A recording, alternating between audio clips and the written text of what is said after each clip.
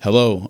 So first time we have video. I tried this can't. So my phone is running through my computer to display the video. I don't know how the FPS is going to be. We're just gonna try it out. But I first wanted to start with a Bible verse. It's Proverbs 22:7. This is big to me. This has always been a big verse to me. And it says, "The rich rule over the poor, and the borrower is slave to the lender." That is Proverbs 22:7. I think it's very impactful nowadays with the amount of credit card debt that people get into, the amount of car loan debt, house loan debt. Just having a house isn't really always a good thing. There's a such thing as being house poor, and I think we need to bring more attention to it. But today I'm going to go over credit scores. I had a friend named E that we've been friends for a while. As soon as we moved here from Detroit, we basically became friends since he landed in Arizona. He kind of reached out and gave me some, not constructive criticism. What would be the term? The term would be an idea. He gave me an idea of what to dive deeper into. I do think my niche is finance. That is kind of my thing. I'm told with the people that listen that it is, I talk the most naturally when I am talking about finances. So today I want to talk about the truth about credit scores or around credit scores. I want to kind of dig a little bit deeper and give people better knowledge on what the scores mean, a few ways to get your score higher, things to stay consistent at, that your credit score is not you. There are ways to get better credit, and there's obviously ways to get worse credit. Overall, it's a lack of consistency if your credit is going down. So I just want to go over that today. I have my notes here. That's why I keep looking down. It's my first time on video, so it's a little bit weird. But let's roll the intro and let's dive into credit scores and the truth behind them. So thank you for listening.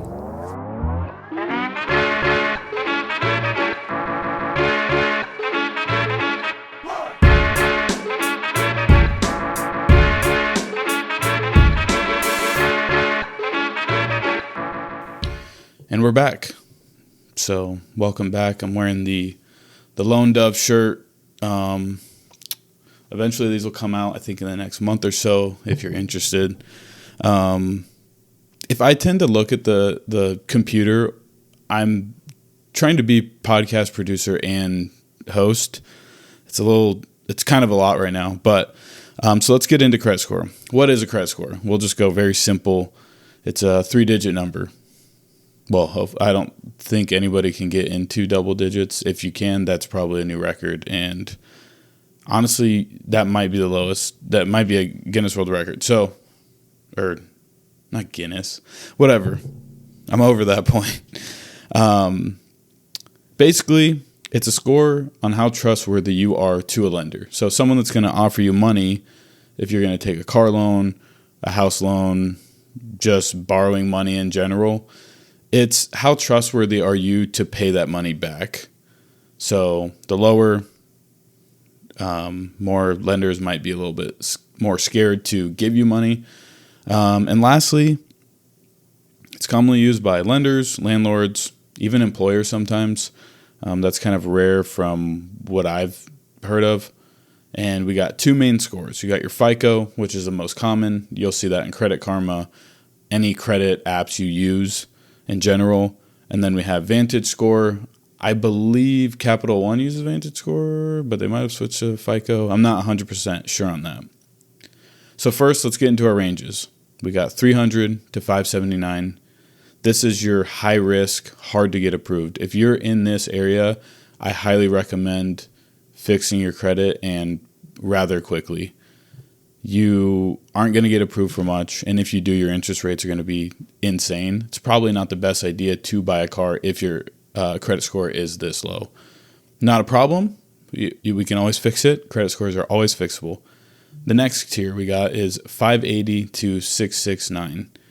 So this is where you can start to get approved a little bit easier, but you're going to have high interest. This is where you get those car loans that are 20% interest, 15% interest. Highly recommend not doing that. If you do and you're using it to build credit, I'd probably go with the cheap car, like $5,000 to $10,000 if you had to finance for that. Next tier, 670 to 739. If you're in this is a decent area to be in. This is your average person. So you're average. Nothing wrong with being average. You're going to probably get approved for a lot, but you're just kind of average. You're going to get average interest rates. You're not going to get super bad ones. You're not going to get super great ones. So next we got 740 to 799. I believe if you're in this area, you don't really have to prioritize trying to build your credit. Once you're over 750, that's when, over that point, I don't see any really big benefit of interest rates. There's no, it might be minuscule better interest rates. You might be able to get approved for a lot more money if you're over 750, if you're over 800.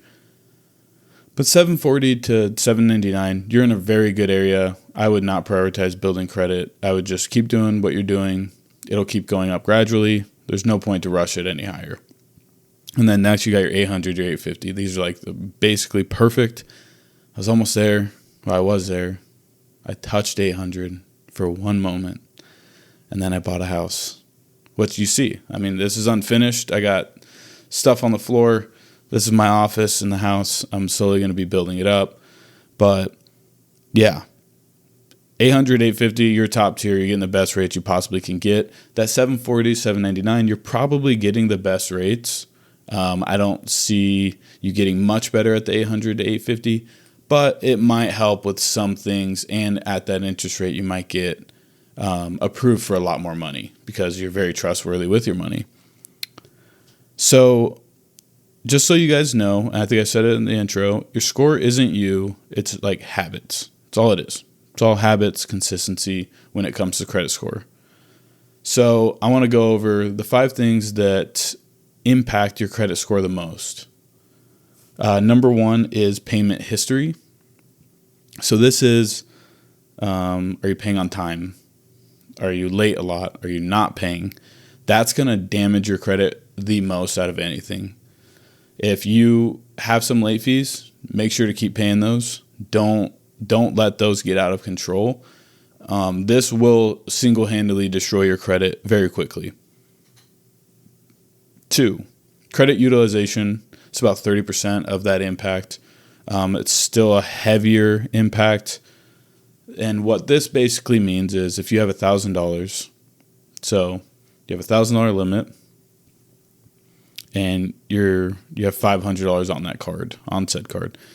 That's 50% of utilization. You're utilizing 50% of that money that you can borrow in your credit. This idea, or at all times, you should want to keep it under 30 because it tells the lender, I use this money. You might make a little bit from me, but I'm not over leveraging the credit that you've given me. And then ideally we want to keep it under 10% on a monthly basis. So pay down, if you can't pay all of it, keep it down to 10% of the limit. So of $1,000, you'd have a limit of $100. That's what you want to keep on there. Next, this one's hard if you are younger. You can't really do anything about it. Your length of credit history.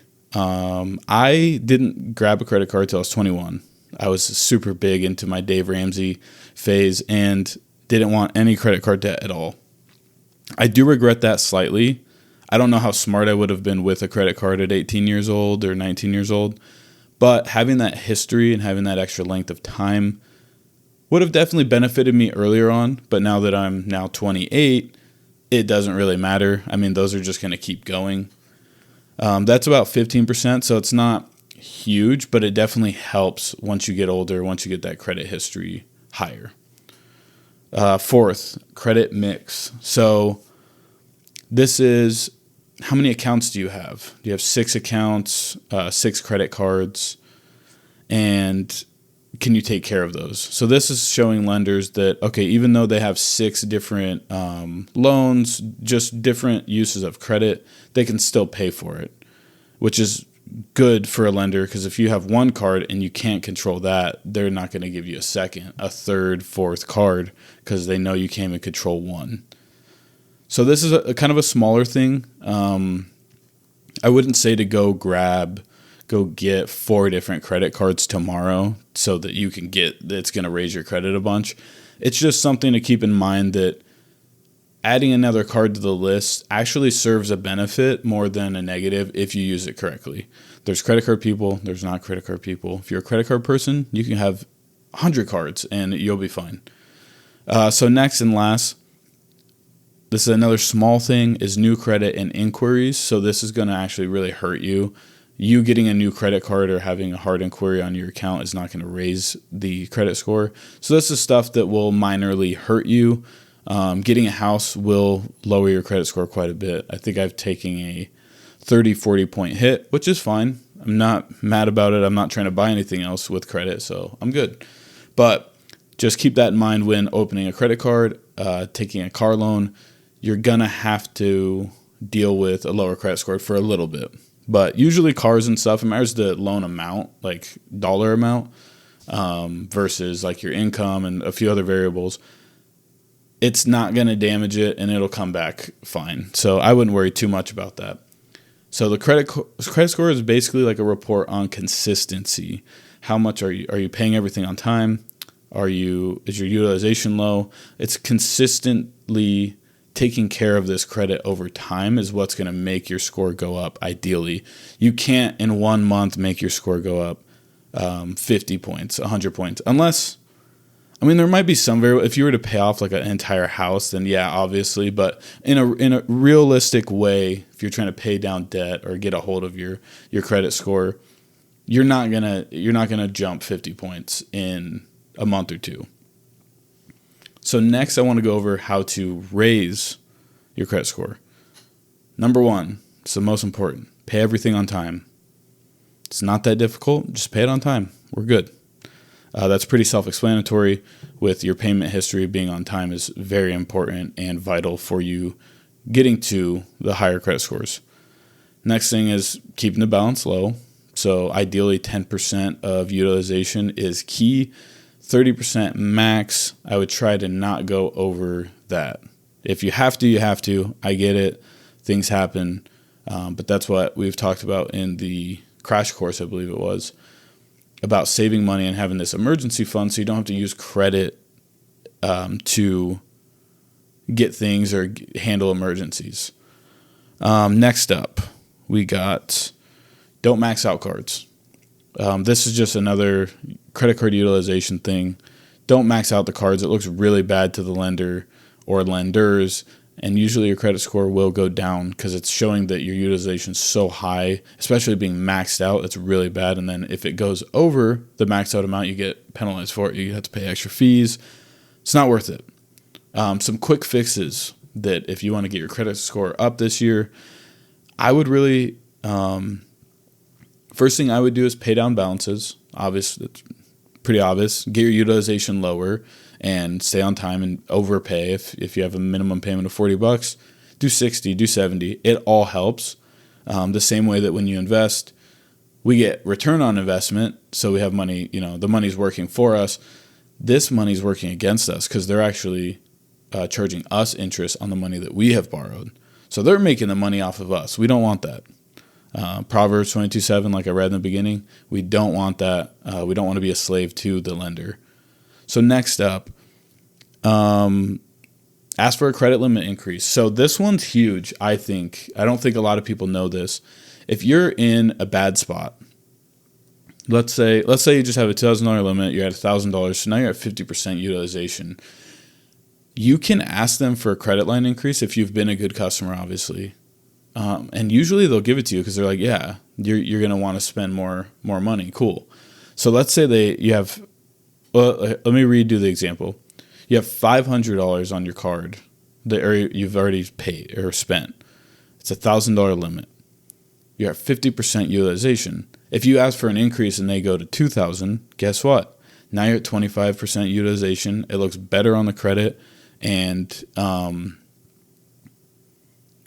should actually help you stay under that 30%. And ideally we want to be under 10, but 30 is okay. So that can put you in better positions, just literally calling them up and saying, hey, could I get an increase of credit? And they go, yeah, of course. We want you to spend more money with us so that we make more money. And if they feel comfortable with that, if your credit score is high enough, then they'll do it. So I would just call them. Dispute errors on credit. I had a derogatory mark on my account for a while that was not justified at all. It wasn't my fault. So that took a couple months to get off. But once I did, my credit score went up like 70 points.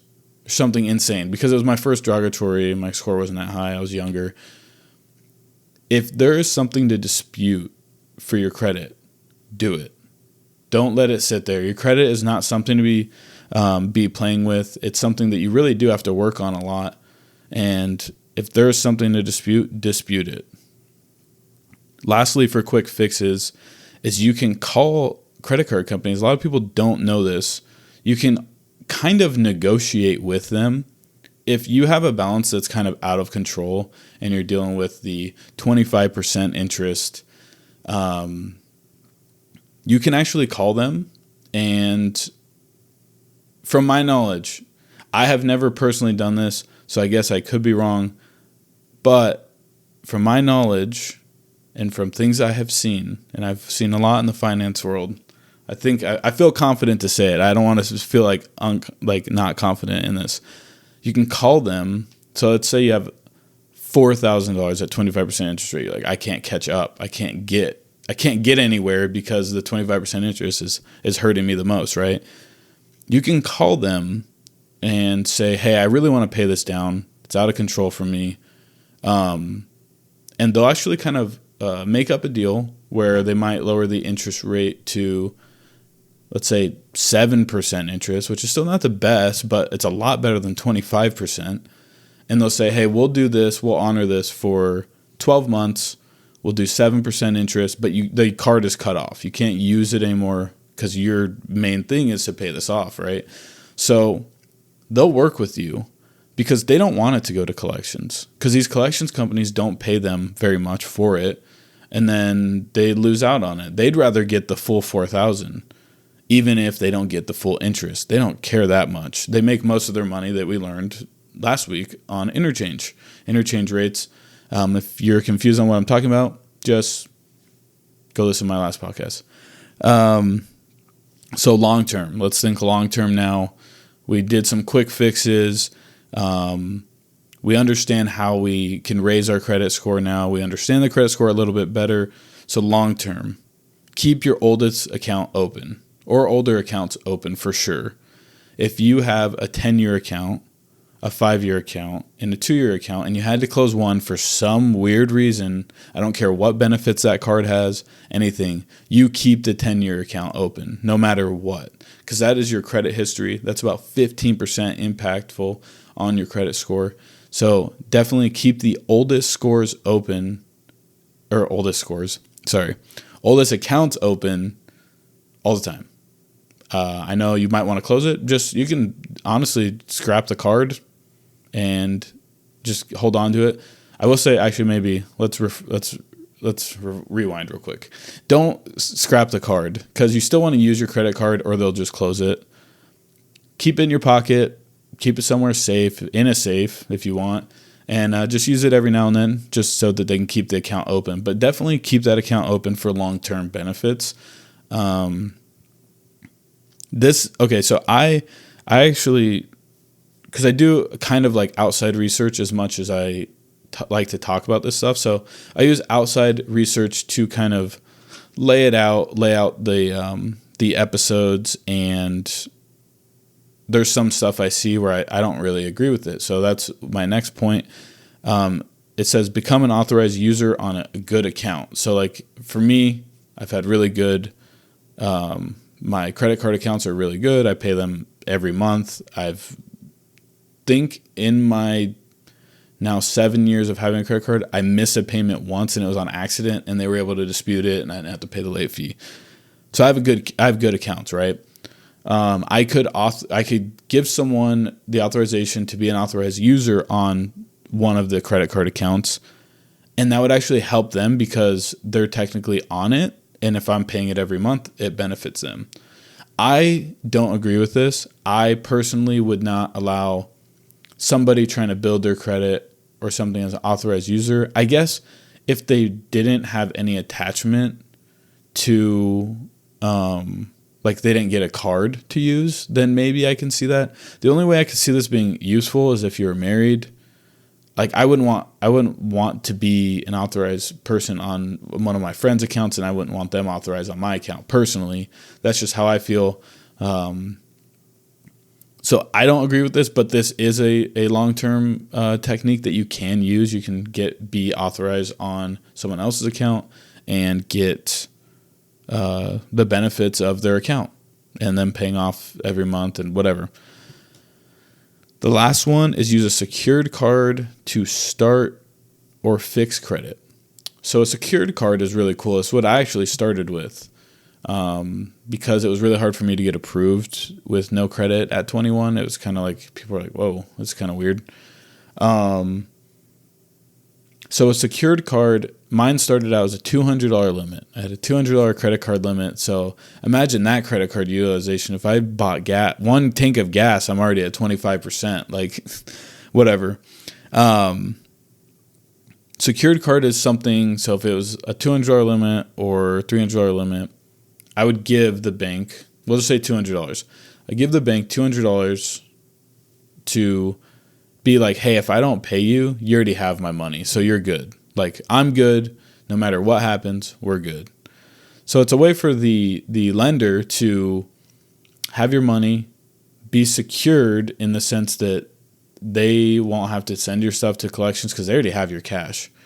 So it's like kind of like a prove it. Hey, prove that you can use this, you can do this correctly. And I think this is a good way to start any like younger person that wants to start this world of credit scores, just because they can't, it's not too much money. Like usually it's like $200. So it's not like they have like a $3,000 limit at 18. So I think it's a good way to learn, and it is kind of a prove it from the lender. And if you do good, they'll just increase your card there and you can upgrade from there. That's how I've built up my Capital One account. I have now 2 cards with them, but the first card, the limit would just increase because they're like, come on, spend some money on this. We want to make some money. And it all just worked out in the end. So that's the first page. Let me flip it over. Okay.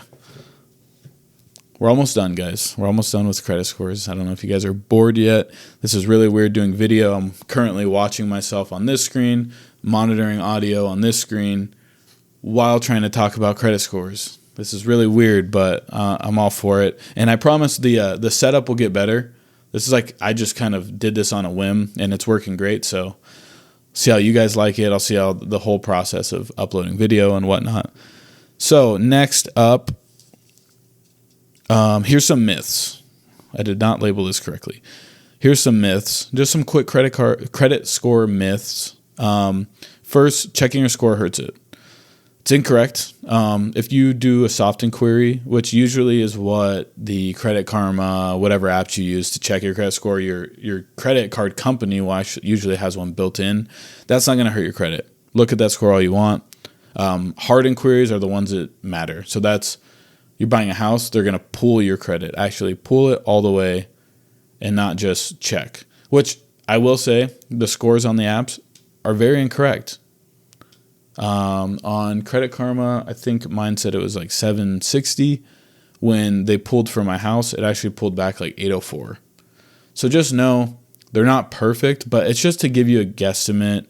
And I mean, I did have one that pulled 780, so it's fine. But just FYI, hard inquiries are the only thing that matter. If your app has a built-in credit score with either the FICO or the Vantage score, just check it. It's perfectly fine. Next up, you need to carry a balance. I think we talked about this last week with the myths. Don't carry a balance, just pay it off. It's keep your utilization low. You get no benefit of carrying a balance besides paying interest. So it is a benefit to the credit card company if that's who you want to benefit. But closing cards helps your score. This isn't really true at all. It could literally hurt history, hurt utilization, and hurt the credit mix of having multiple cards. I just don't see the advantage of it unless you had to for some reason, like if it was a collective account with someone and you didn't want to be collectively with that person anymore, then you could do it. But overall, I would just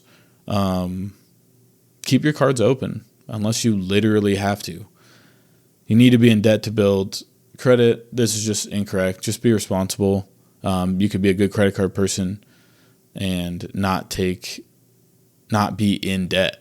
You can use the debt, or I guess it wouldn't technically be debt. You can use the credit to your advantage and still be debt free. It's a great life to live. I got to live it for a while until I bought this house. Now I have a lot of debt and it's scary.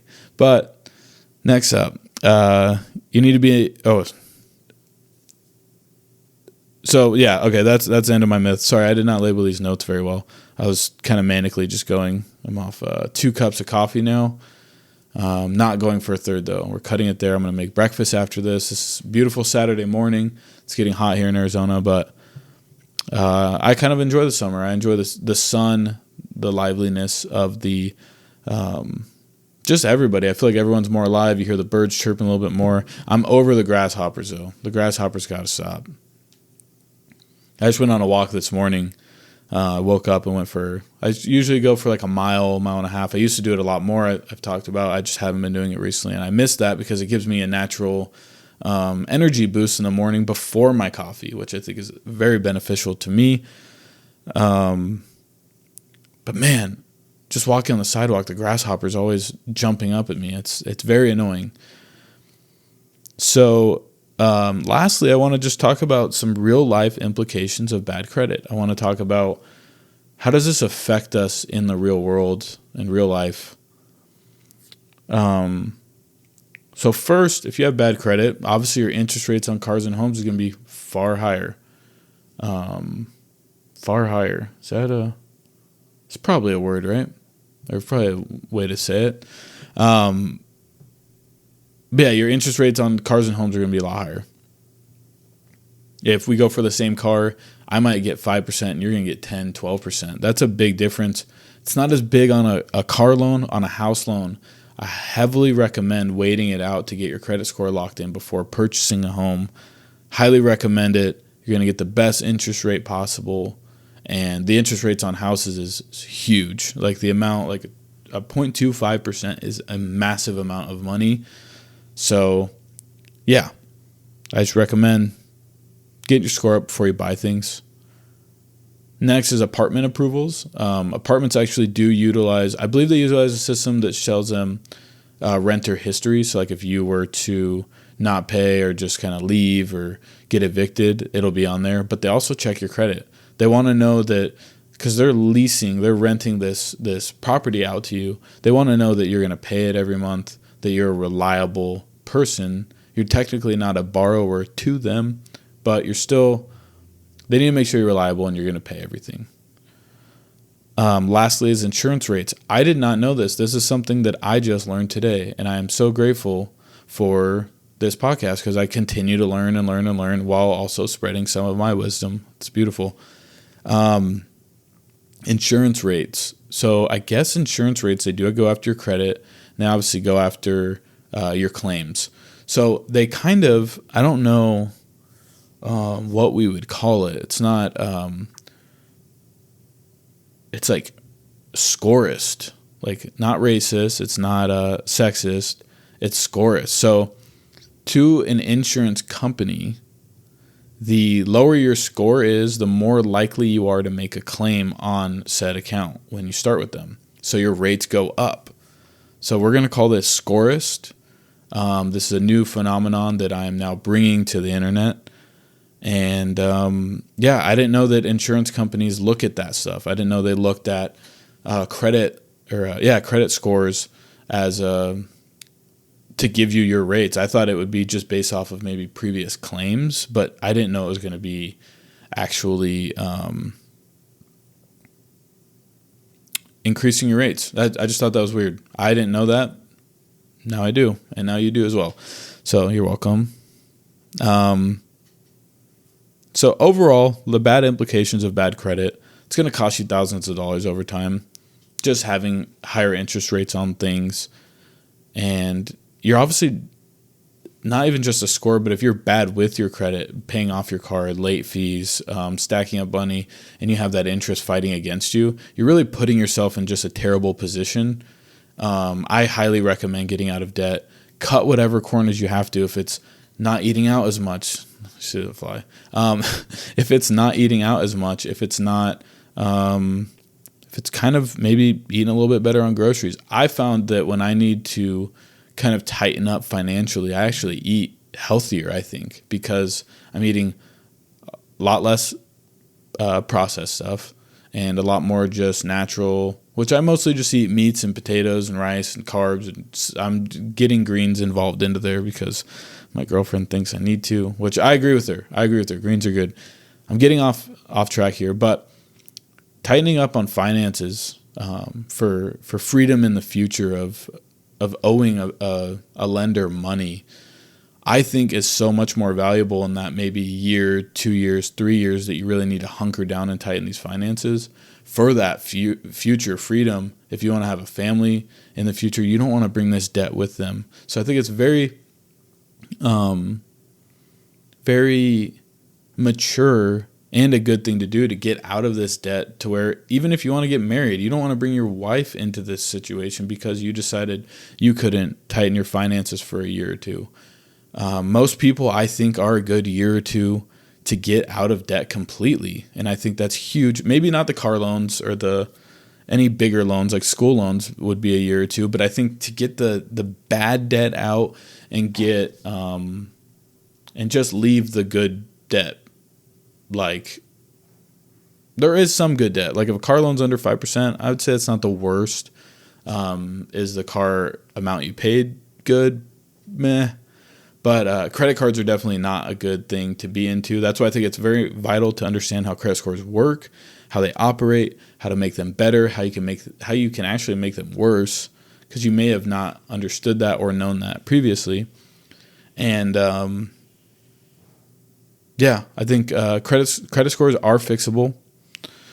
It's just consistency, small habits over time. Even saving $25 a week, whatever you do, that you save $25, $50, $100 a week. If you can tackle that towards credit and paying off debt, you could be in a really good situation where you're actually investing that money every week, or you're saving that money every week. The thing is, this 25% interest, this credit card debt, is just detrimental once you get to a certain amount, and you just can't afford to pay it down. So then you're just stuck in limbo. If it's at $5,000 at 30% interest and you're paying minimums, the interest is going over the minimum that you're even paying. So then you're just stuck. Don't allow it to get to that point. If it is at that point, use some of these tips I brought up today, and just be grateful for what you have. I think a lot of people get into credit card debt not because they have to. I think they have this false ideology that they have to use debt to afford to live. I need it for food. But you just bought an iPad. Yeah, but I need to use a credit card for the food. But you just bought a new laptop. You know, like we're just consumers. I'm a product of it as well. I'm not perfect within any means. I've just controlled my credit better, and I use actual liquid money I have to buy these stupid things. But some people use credit, and that could put you in a very bad position, and I just don't want people to go through with that. So if you have any other questions, like this whole podcast was literally brought by just being like, hey, I kind of wish you would go more in depth with credit scores and how to use them and all that. And now this is an entire podcast and a video. It's the first video. So thank you, for the idea, because today I just felt super motivated to get a podcast. I do have a guest that I think will be technically before this podcast, but I've just felt super motivated by that. I was like, you know what? I've never really explained credit, because to me, a lot of this stuff seems normal. So that's why I think it's super valuable. If you guys want to reach out and tell me, give me ideas, do it. He just gave me this idea. I kind of asked him some questions like, hey, what do you mean by this? He elaborated a little bit more. I understood. I think what he meant, if I just did 35 minutes and I didn't even answer his question, I'll feel really bad. But, send me ideas. Send me things that you're more curious about or something maybe I've touched on, but you'd rather me really explode and elaborate on it. I'm just so thankful for everybody listening. I will tell you guys that every single week. Now we have video. This will probably be on YouTube and Spotify. I think you can upload video. I don't even really know, but we're just going to keep doing this every week. I don't know if next week we'll have a video or whatever, but I think I got this kind of set up. I took a photo of it. This is just filming with an iPhone right now and obviously my mic and audio interface, but I'm just so excited for this podcast. I'm so excited that we got video going now. I think I can maybe clip some parts of this. Hopefully, I think we're going to have some guests coming on. I'm super pumped. We got Lone Dove coming out soon. Should be this month. That's kind of the sponsor for the podcast. We'll say lonedove.store. Go check it out. The website's up and running. Just need one more thing logistically, and it's off, and we're gone. Actually, two things. I'm going to get some stickers made, so if you guys want to support in a smaller way, that you don't have the money for a shirt, or you just want a sticker. This will be one of the stickers, the Lone Dove pendant, and the other sticker will be a Faith Over Fear dove. So I'm super excited. It's really cool being able to just show you the shirt on video. And if you're audio, I apologize. You can go to the end of the podcast in video or go Lone Dove, the Instagram handle. I appreciate you guys for listening. I'm rambling. I'm almost at 40 minutes. I appreciate you guys so much. And thank you guys for listening. And like I said, if you have any questions or things you would want me to further elaborate about, let me know. I get in manic things where I want to learn more, and he alley-ooped this up for me. I appreciate you, bro. Love you all. Peace.